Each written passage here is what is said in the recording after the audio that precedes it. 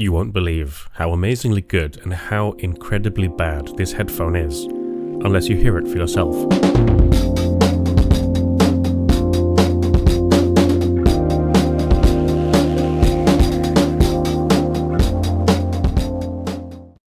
Released as Audio-Technica's flagship in November of 2004, the ATH-AD2000 is practically a vintage headphone.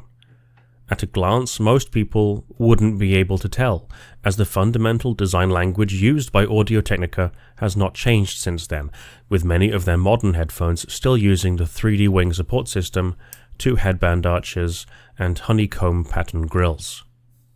Despite the mostly plastic construction of the cups and headband joints, the addition of metal parts where necessary combined with the extremely low tolerances convinces me that these are near the peak of what is possible. The build has no rattle, the cup rotation is loose but doesn't offer much, but this should be more than enough for all head shapes and sizes. The clamping force isn't quite as tight as the HD650. It's a bit stronger than I usually prefer, but there is practically zero chance of these falling off your head, even when looking directly downwards or with some light head banging. The 3D wings are excellent. They are as unconventional as they are a fully matured design feature. In tandem with the high clamping force, they don't appear to put any noticeable pressure on top of your head. I think if the clamping force were significantly weakened through bending the headband arches, that would directly affect the functionality of the 3D wings, so I would advise against bending in this instance. I'm quite a big fan of the aesthetic choices. The plastic cups have a subtle blue hue, and the headband has a subtle violet hue. Everything apart from the gold and rainbow Audio-Technica badge is understated and mostly functional. The edges of the honeycomb grills have sharp edges. They won't cut you, but they feel abrasive, making this the cheapest feeling part of the headphone. The cable is good, it's more flexible than resistive, and generally does not transmit friction noise.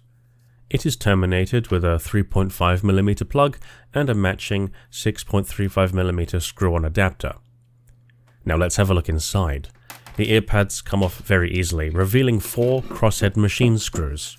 Once again we see just how low the tolerances are. The baffle is almost pressure fit into the rear cup assembly.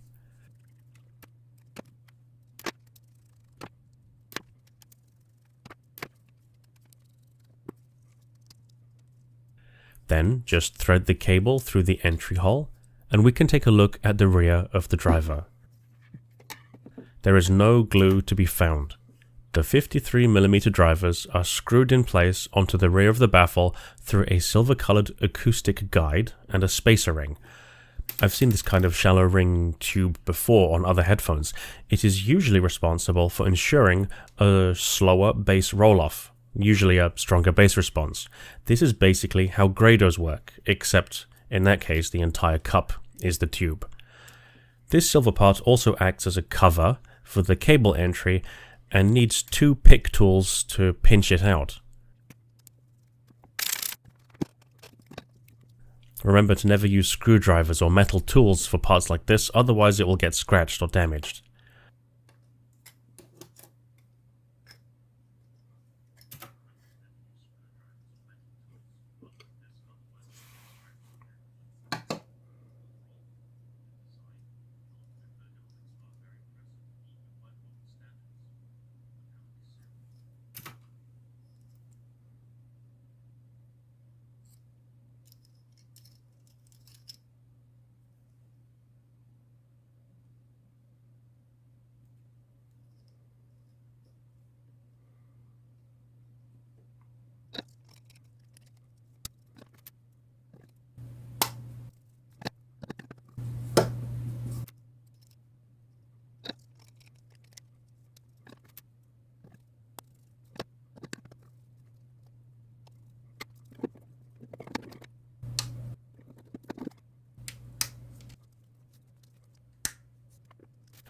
Overall, the design, build, and ergonomics are very impressive, even by modern standards.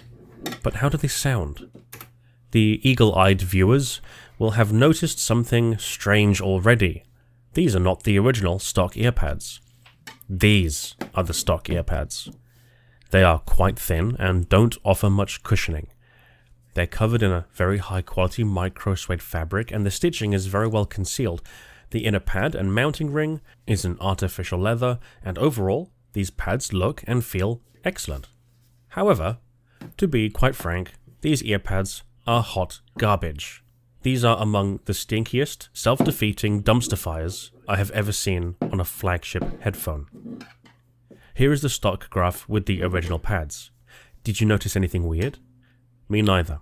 At a quick glance, it's not too far off being a very well-tuned, warm-sounding headphone. From 10Hz all the way up to 5000Hz, it's just perfect. You'd have to be a soulless purist to think that there's anything wrong with the sound here. Then, everything above 5kHz just gets absolutely defecated over with these fornicating pads. All vocals get pushed very far forward with this 6.5kHz peak, but not in a good way. Male vocals especially suffer from pocket radio syndrome. There's just no body or depth to the vocal timbre. Female vocals suffer less from this, but they still sound thin and far from an accurate audio reproduction. As if that wasn't bad enough, with most of the treble being around 10 decibels lower than almost everything else, they have a very veiled sound. This is not a flagship sound. The timbre is broken. It's so far removed from anything resembling a good, truthful sound, and that's just regarding the measurable frequency response. The thing you can hear only for yourself is how badly compressed everything sounds with these pads. There is no sense of space or air. Dynamics and separation are ruined. If I bought these new at full price, I'd be mad. So why aren't I mad? Because these random €5 velour earpads have saved the day. These might not even be the best pads for this headphone. They're just one of the many I have lying around. Just look at that. These pads fixed almost everything. The warm tuning is now on the lean side of neutral, but the upper mid-range peak has been replaced with a fully extended and properly tuned treble.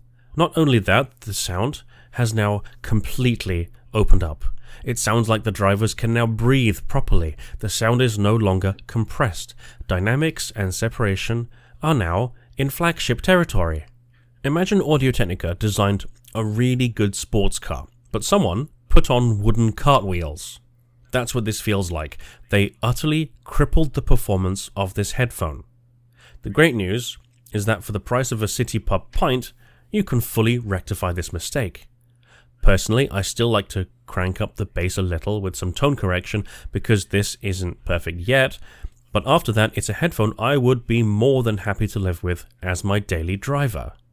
With these new pads and a bass boost, detail and resolution, tuning, timbre, soundstage, the overall performance is exactly what I would hope to expect from a flagship tier headphone. This headphone has the potential to outclass the usual suspects like the Sennheiser HD600. I wish I had an HD660S2 on hand for a direct comparison, as I think that might be a more difficult competition. Going into this review, I hadn't done any research on this headphone, or Audio-Technica in general, but I am of course aware that their headphones have been historically polarizing due to some interesting tuning decisions. The AD2000 appears to be one of these. Either way, I have been just as utterly disappointed as I have been extremely satisfied with the performance of this headphone. It officially goes into the vintage category this year in November as it celebrates its 20th birthday, but as we know, age is not always an indicator of quality or performance, or, as demonstrated, its potential. Take it easy, and I'll see you in the next one.